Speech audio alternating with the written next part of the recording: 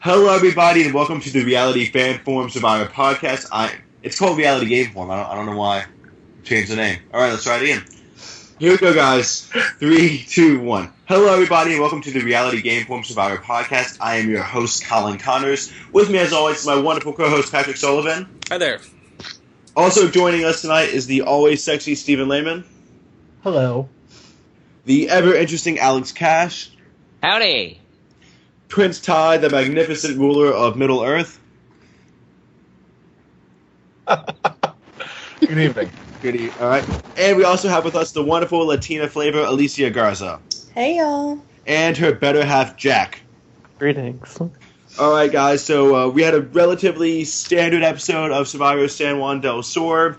Nothing major happened, but I think the episode did a good job of setting the stage for what will be an exciting merge next week. So let's talk about everything that happened this week, and let's speculate a little bit about what we're going to see next week. So the episode starts, and obviously Dale is really, really sad. If anyone wants to talk about this, go ahead. I felt like nothing really strategically came out of that besides Dale talking to John, but that happened later in the episode. So hilarious. Wait, we're talking about what? Just them coming back? Yeah, them coming back and Dale being like, they murdered my daughter, I'm sad. Yeah, I was like, they slaughtered his daughter. It reminded me of when my best friend's mother talked about how much she was persecuted because she didn't get help around the house. And it's just one of those words that was like thrown out and was way too intense for the situation. Right. Her daughter's blood isn't like literally all over her like that tribe's hands. He exaggerated. She just like is going to go stay in like probably a shitty motel and lose Well, her no, they're in Ponderosa for a little bit, but yeah. And then they go on vacation while they get the real Ponderosa. So quite the opposite of like dead and gone, but you know. She's enjoying herself. However, I mean, I understand why he was upset, and I mean that's the whole reason they do Blood versus Water is to have these little like, oh look, I'm sad because my wife or my daughter or my cousin or John Rocker got voted out. And then you take it out on their loved one, which is the great part. Is when someone gets voted out or whatever, and then they take it out on Monica Culpepper or Chits McGee. yeah, or Chits McGee. Anyways, so the more interesting stuff happened on the new Blue Tribe, where we got to see them all, and they decided to give Reed some confessionals, which that was nice. And Reed was like, holy shit, I'm hungry. And then Jeff came, and Jeff basically said, I'm taking all of your luxuries, and I'm taking your tarp, and I'm exchanging that for rice. I actually wanted to see Jeff take more. Yeah, I wanted Jeff to make like with Moto in Fiji and say, you got to vote someone out. I don't know. I don't think they should have voted someone out. Oh, I think they should have. I thought it would have been fun. I don't think they should vote someone out, but I think there's nothing wrong with making them draw rocks for it. They should. They should have. Jeff Probst should have come in with a flamethrower and completely gotten rid of their camp. The most dramatic episode ever. I think he should drop in from a helicopter. I do want to talk to Steven and Alex about this idea of voting someone out. I think it wouldn't be fair to hold an impromptu tribal council because then in the future, a majority alliance could just sit there and eat all the rice and just vote out the people, willy-nilly. However, you make them draw rocks. Not impromptu. You mean hold it that night? How is it not impromptu? It's literally the definition of impromptu. They don't plan for people to starve themselves. But make them have it that night. So let me get this right. So the ginger, my dear ginger gay, should be put in danger because a bunch of fucking gays ate too much rice. It doesn't make any sense. Ty, how do you feel about this idea of them making them draw rocks though, if they want the rice? I think they should do what they did. They took as much as possible and fed them because let's face it, liability issues. They can't literally let them starve to death. That's true. And maybe they had to give something. It took just about everything they possibly. I think they should have taken the shelter too, though. But wait, I have a question. Frankly, you got them enough. Well, I don't know. I have a question. Is this filmed in the same location as Pearl Islands? No, it's Nicaragua and Redemption. But Pearl Islands is down there. Are there fish down there? I mean, do they do that anymore in Survivor? I thought they said that Hunapu's beach was a really just kind of bad one that didn't really have much of a I guess we saw option. Keith trying to fish. Yeah, because they're fishing, because at Coyopa they're fishing in a lake they have out back, because the actual ocean is too choppy. John Rocker caught a whole shit ton of fish on the Orange Tribe. And the Blue Tribe apparently doesn't have great fishing. But I feel like that falls on production for not... I mean, I feel like they should have as equal beaches as possible. Or if one has fish, the other one should have, shit ton of coconuts. Well, they have snails and stuff they've eaten in past seasons. Natalie ate a rat. And in this season. Yeah. Natalie ate... I mean, in Samoa, they could have killed a vulture. So... Or they could have been a little bit quicker on the trigger with that rock. The production could have one-worlded it and threw a wild boar into their camp. And speaking of which, listeners, if you want to hear more about the wild boar, I did interview Sabrina Thompson not too long ago, and she does mention how that wild boar got there and how it actually belonged to a local village nearby. Oh. Anyways. It belonged to the village? Yeah. It escaped from the village and wound up at the camp. A.k.a. the production. It takes a village to provide a wild boar. Well, and that's why the boar was so nice to humans, because it was actually like a tamed boar. It was like someone's pet or some shit. Nice. They didn't kill it because they were like, we had food. Anyways, let's move on. We had the rice trade, and then we got to listen to Jeremy complain about... He's like, how dare my tribe mates want to eat food? What is this? I can't believe it. If I was... These idiots. Now, I wish they had not gotten the food so he could have immediately turned into Russell Swan and gotten, evacuated. Wait, was Jeremy... He was on that original tribe, wasn't he? Yes, yeah. So he was responsible for their rationing. Yep. What an asshole. Yeah. Absolutely. So, Jeremy's not with now, right? Let me just clarify this. No, absolutely not. He's dead next episode. We'll get into that later. All right, you think he's gone next episode? Alicia, what are your thoughts on Jeremy? Is he gone next episode? Because they just showed him in a negative light tonight. Yeah, it was a really weird shift from, this, very rootable character to him kind of, talking shit about everyone and complaining about everyone and channeling his inner Matt Sherlip and talking about how it was better that Julie go before him if he was going to go. Which I actually saw that Rupert tweeted about that and was like, yep, Jeremy, that's the way Survivor generally works. Yeah. You want people to get voted out before you get voted out. Wow, when Rupert's burning you. Oh. Yeah. Jeez, that sounds like some Matt Sherlip logic right there. I want this person to go before him and everyone else. But I mean, I don't know that it's necessarily setting him up to be, I was going to say evicted, but wrong show, to be voted out, because we've seen a lot of Jeremy, so this isn't a sudden spike in Jeremy thought, and that turns into his demise. It maybe be setting him up to be kind of a lot less easy to get along with in the merge than we'd seen him in the tribe phase, and so it'll be kind of interesting to see where his character goes. And Jack, I also want to ask you about Jeremy. Is he gone next episode, or is Ty wrong? And you can be like, Ty, you're wrong. Let me amend it. Let me amend. Okay. He might not be blessed, but him having any power ends next episode. He might not actually be the target. I'll get into that. He might be a target. There's two possible targets. I'd like to talk about that when we theorize about next episode. All right. But it's fucked. He's fucked. Ginger Gay is going to crush him, and it will be glorious. Okay, Jack? Well, I am not entirely sure how Jeremy's fate will lie, but I wanted to comment on how people were saying that he's in a I thought he was hilarious. I've grown to like this Jeremy more than the Jeremy in the first episodes. Him giving, the smirking confessionals and talking a little shit about his tribe mates, but only doing it in confessionals and still being fairly well liked to everyone else.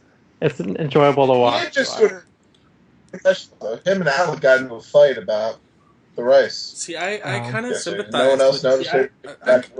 I kind of sympathize with Jeremy because he was right. They went on to win a big feast right after, right? And then they're going to merge after that and get another feast probably and some wine and all that good stuff, and merge with their food too. So it's they weren't starving literally. They could have waited it out and still had their. Well, but also, why did this whole cast know that they were merging at 12? Because I honestly felt like you should merge at 11 or 10 this season. I think it's assumed now. I think you merge at 12 this season because if you have 9 pairs, once you get to 12, even if you vote out 6 individual people, even if you vote out 6 people all from different pairs, you still have even pairs to singles split once you get to the merge. And I think that production would want a preponderance of pairs in the merge to avoid what happened last season. So that's why you merge early. More pairs. Are you talking about the First Blood vs. Water where the singles ganged up against the couples? Exactly. Okay, you said last season. I was thinking the last Blood vs. Water season. Last versus Water season. All right. So we do have a little bit more to talk about before we talk about next episode. We get to the challenge arena, Baylor versus Reed. Reed wins and then cries a whole bunch. However, Reed decides to send Julie, and he does it under the guise of, well, she's going to want to prove John strong, which I was like, that is the biggest amount of bullshit ever. You just don't like her and you want to send her there. And I love the fact that he tried to play it off as, oh, blah, blah, blah. I'm doing this to make her seem great. Let's talk about the strategy behind that. Was that a good idea for him to, like, basically lie and try to send her to Exile Island like that? Or should he have just been like, hey, Julie, you're going? Maybe her tits scared him. I don't know.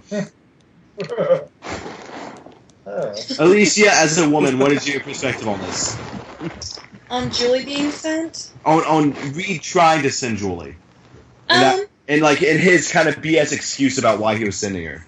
I mean, I think more interesting than the fact that he tried to send Julie, which, I mean, Julie kind of, I noticed that there was like a little friction between her and Jeremy early on, so maybe she's just kind of bitchy around camp and we're not really seeing it. She seems fine in her confessionals, so maybe he just wanted to get rid of her. I think more interesting is the fact that Natalie waited until after Reed had said that he wanted to send someone to then be like, oh, I was going to volunteer. Oh, I didn't think about it from that perspective. See, I want to talk about Natalie after the Julie thing, but that is interesting, because you think she would just flat out say, hey, if we send me to Exile. When we but in this way, she looks like the good guy to the person that she is saving from going to Exile.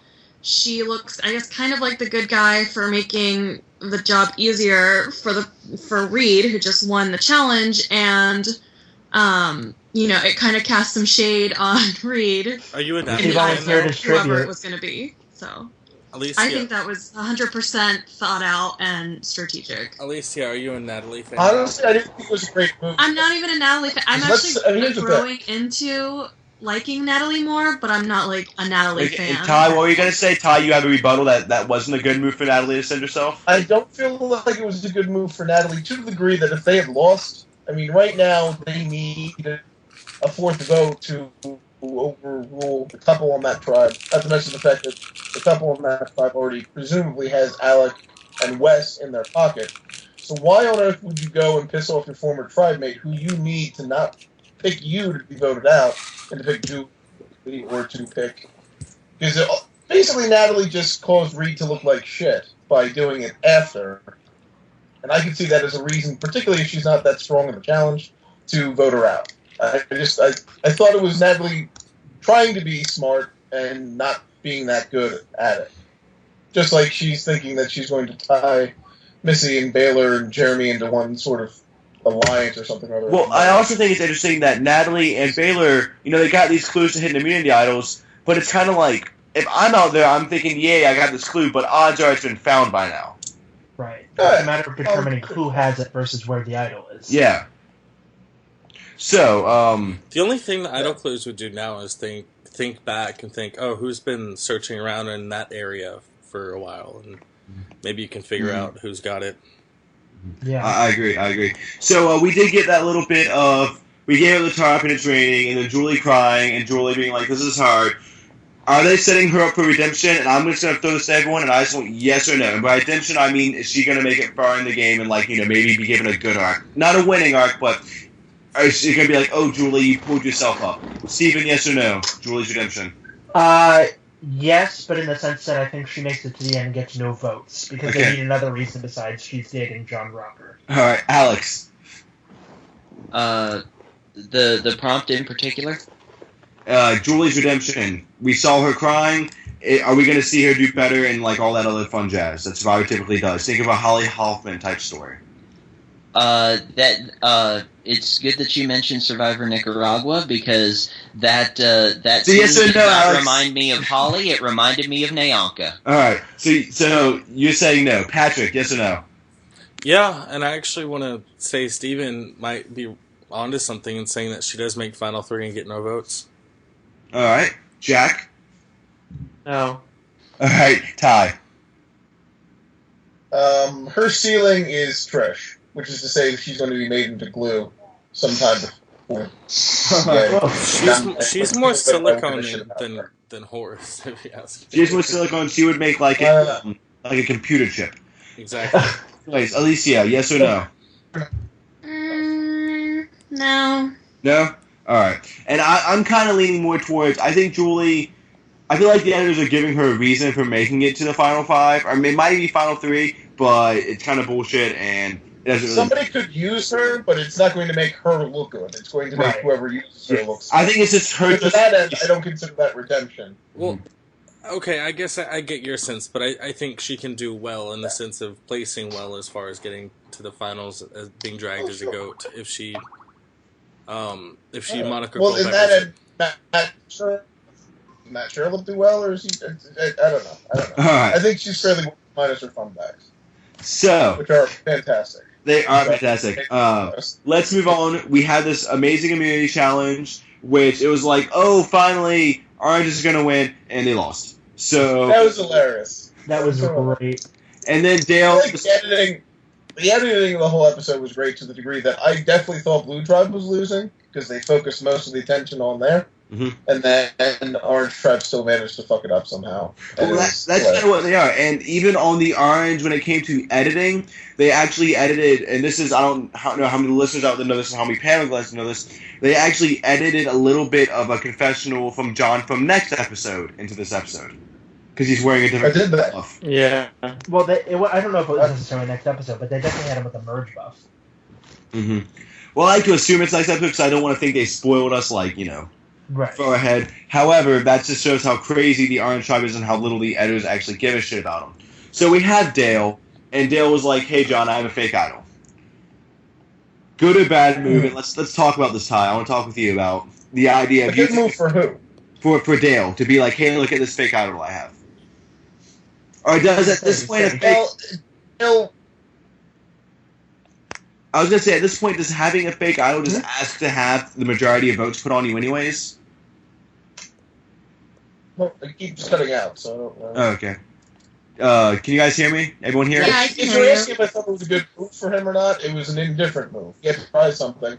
He tried what was available. Because he's not that good of a social player. Mm-hmm. He's kind of, angry and old. So to that end, he did what he had available. That was kind of my thought. All right. On that. It was just a weird move when he offered. Not so much that he well, I guess it was kind of weird to me that he immediately showed John this idol that he supposedly had found. He offered to give him the idol that he... Which, I mean, I think if he'd had it, he would have probably used it on Kelly or himself the last vote around. Well, yeah, I think Dale screwed himself when he mentioned he would give the idol to John because if he that claim's not believable. No sense. Yeah. It wasn't anything that anyone with a real idol would ever say or do. Yeah. Yeah, because if you wanted the idol, why would you not use it on yourself? Yeah. And volunteer it to, give it away next time. Exactly. I feel like if Dale wouldn't have said that, things might have actually turned out a little bit differently. If he just said, look at this idol I have, fuck you guys. Yeah. I thought it was ironic that they went and, instead of flushing a real idol by voting out Keith, they flushed a fake idol by voting out Dale. Mm-hmm. Yeah. I thought that was amusing. Well, and that's the thing, does anyone know that Keith has an idol yet? I don't know if they do. And Ty, you're making fun of me for picking Keith as my winner, but Keith has... Here's what's going to happen. They're going to merge next week. He's going to tell his son Wes, and Wes is going to tell the Ginger Gang, at which point Rick 2 will be pointless. He will die whatever Ginger Gang determines that he needs to die. It doesn't matter, he still lasts longer than he thought he would. Okay, so I was kind of asleep during the part where this idol stuff was going on, but why didn't he make any attempt to go with Keith or whatever and and try to sway one of the couples against the other? Because you can be like, they're going to pick us off, and then they're going to be against each other, or I don't know. Well, he did his best, trying to... He wanted it to be Missy. He still had his hate boner for Missy. Yeah. So. Well, I will say this, though. I wonder if when Baylor was gone, if Missy was all like, oh, look at all these men, I wonder if I can... I wonder if at the reunion we're going to see Missy in Dale's lap and they're going to be a couple.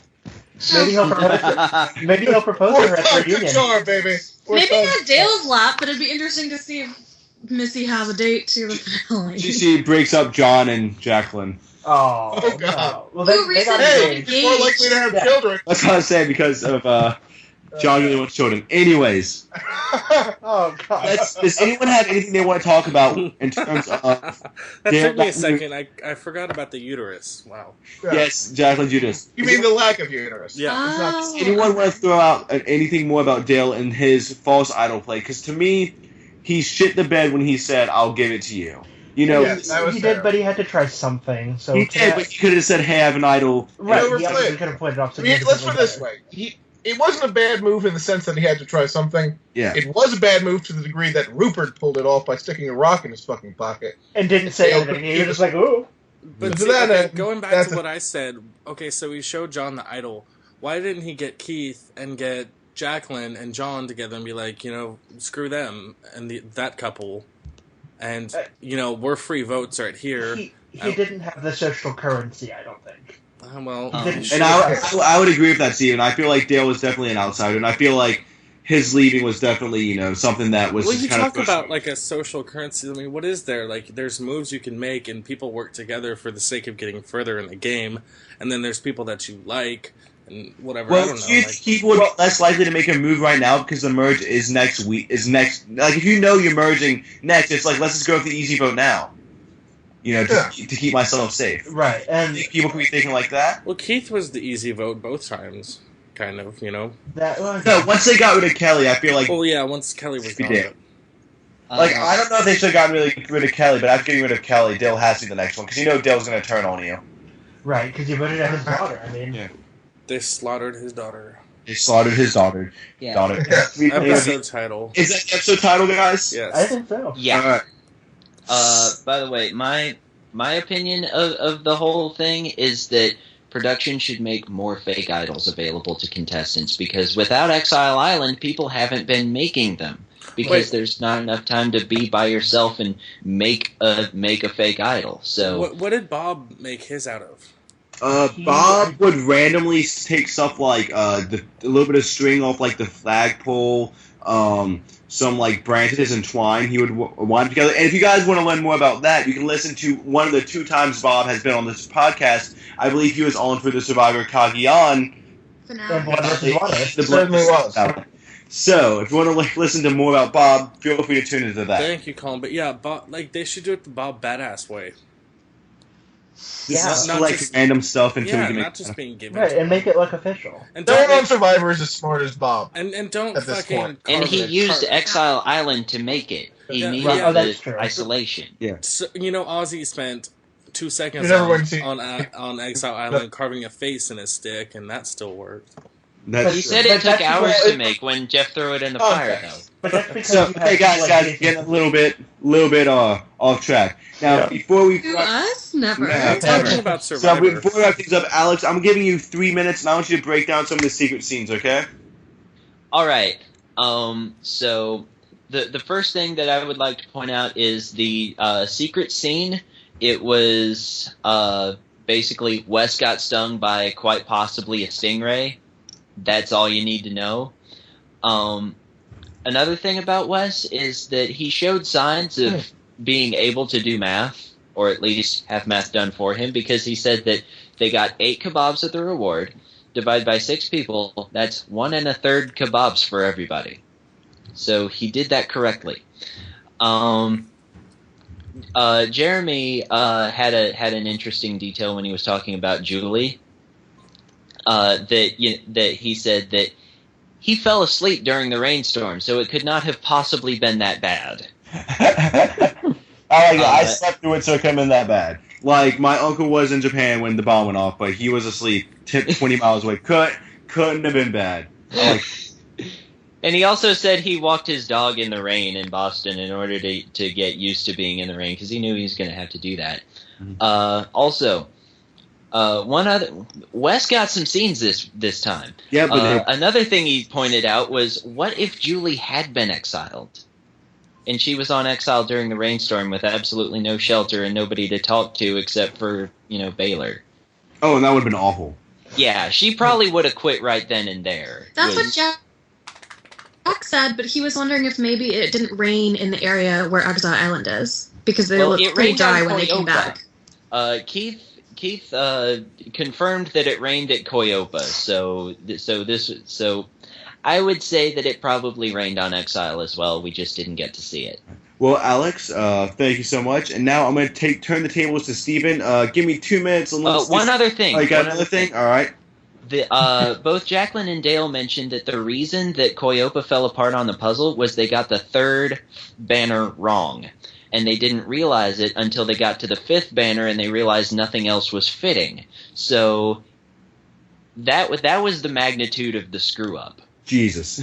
Well, I mean, with that tribe, that seems to be... Yeah, let's blame Missy. Thanks, Missy. I blamed Missy. Steven, casual report, you got 3 minutes. It's essentially the same as last week. Everyone hates Missy. Everyone hates Baylor. They think that... Baylor is awful, though, so, I mean... and then they also are still in a stink about Josh and Reed kissing.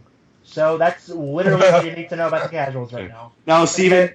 Also, so a little tease for next week. I saw the merge flag was leaked, and the tribe name is #Huyopa. And I kid you not, the hashtag is actually there. I will post a link.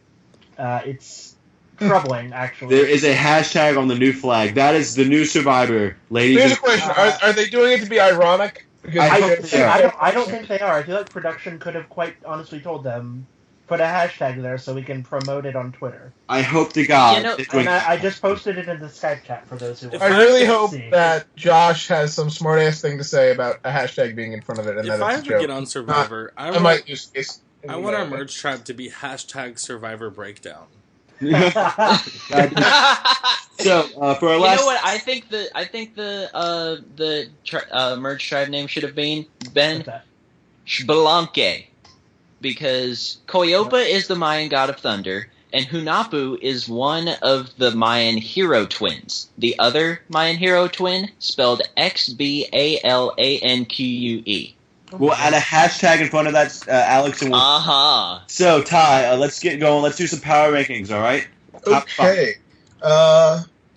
Again, there's really not that many people who have a chance to win, much as last week. Because Jeremy is Russell Swan and he's terrible, and I can't wait to be right about that. At number 5 this week, for lack of anyone else, I put Baylor, because there's a chance that if she sits back on, the shoulder of my pick to win Josh, and, serves immediately, maybe she can knife him at some point. Maybe she'll turn into Sierra. I'm not that hopeful at this point, which is why she's only at 5 this week, but maybe it will happen. And the rest of them suck. So, why not her? Number 4, I have Reed. Reed finally got a confessional this week. So, maybe... And he didn't go home.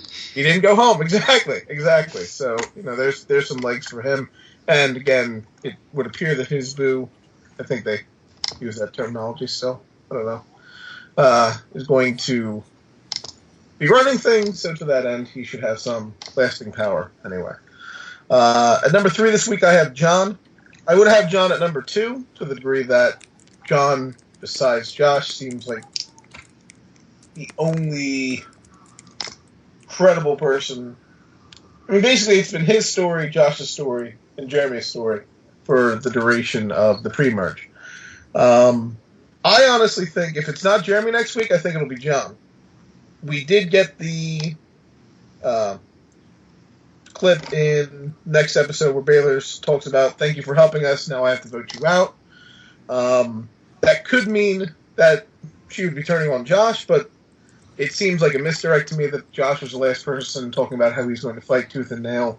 Just kind of like how they had the misdirect about how John was going to blow up at camp after Drew went, and then that didn't fucking happen. I feel like they're doing the same thing there with Josh, which if that's the case, that could mean that people are viewing John as a threat, and he could possibly be the one to go, if not Jeremy. But I think the men from the original Blue Tribe are going to be in trouble shortly.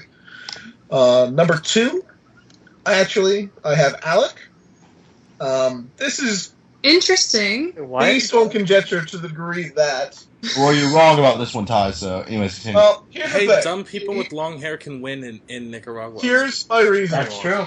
My reasoning on it is he's probably the best connected of the single people at this point, because he doesn't have a partner left, and when Tyson didn't have a partner when he won, if anyone is going to infiltrate the pairs and fuck them all, I would think Alec would be in the best position to do it, because right now he's needed by pretty much everybody. I think he's going to stick with Josh, and I don't think anyone's a threat to Josh, so I don't really believe any of this too seriously. But based on positioning, I can see Alec possibly having a chance, because if it's going to turn into an anti-pair thing down the road, he's in the best position to make that. But the only thing we saw of Alec on today's episode was like him and his long hair right before Jeff Probst's He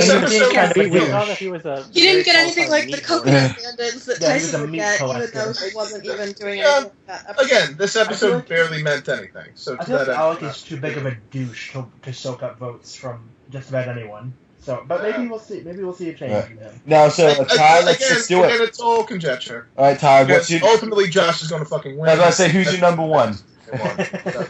There we go. Josh will win. They're all fucked. Ginger gay. We'll smite them all. Alright. He's gonna fight as hard as he can, or whatever the fuck that shitty promo Mr. Rex There said. you go. Ty says Conan O'Brien wins Survivor. Absolutely. Okay. Hey, if Neil Waite can win Big Brother, then Conan O'Brien can win Survivor. Alright. Well, Ty, thank you. Take it over, people. Take it over. Now, Ty, thanks so much for that. Now, are there any final thoughts? Is there any soapboxes anybody wants to stand on before we close things up for the tonight? Who's going to be the breakout star fan favorite? Baylor. Ooh. Well, it's Jeremy, clearly, guys. I'm going to say John, because... What were you wrong, Steven? John is the most likable. People will feel bad when John gets eviscerated in the next few episodes. Yeah. Absolutely. There's an off chance of Jacqueline for being his sweetheart, but I don't see it. Absolutely not. Her child has a better chance of being the breakout star. Alright. So, anyways, any other soapboxes? Anything else before we wrap things up for tonight? I think Josh is going to get voted out next episode. I actually kind of agree with that, Jack. Okay, so here's what I like. So right now we have Jack saying Josh is going to be voted out, and we have Steven saying Josh is going to be voted out. Well, if Steven is saying that Josh is going to be voted out, I think that means that I win. Anyways, with all due respect, off the cuff, it's all fair. Let's make a bet. All right. Oh. Okay. So, if Josh is voted out next episode, Ty, you're gonna have to go on a 5-minute rant describing how beautiful Steven is. What? As however many adjectives you can, and it has to be sincere is not the right word, but it can't be. There's no way to make it sincere. I mean, that's like me trying to be sincere in my answer to Matt Sherlip in Chronicles 10. That's, all right. And, you know, you guys have to do it either way. 5 minutes to Steven talking about how great he is. 2 minutes to Jack.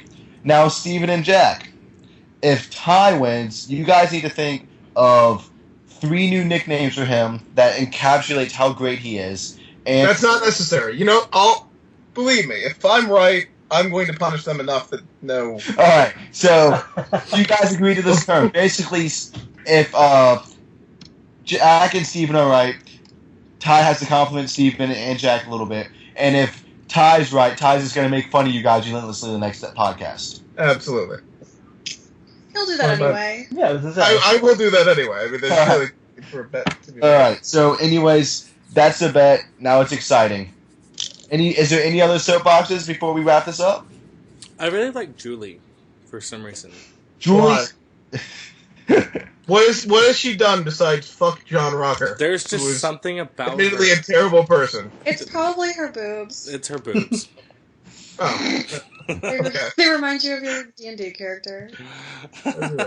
Anyways, I want to thank everyone so much for listening, and I want to thank Steven, Jack, Alex, Ty, and Alicia for coming on, and of course I need to thank Patrick for being a pretty good co-host. Good night, everybody. Good night. All right.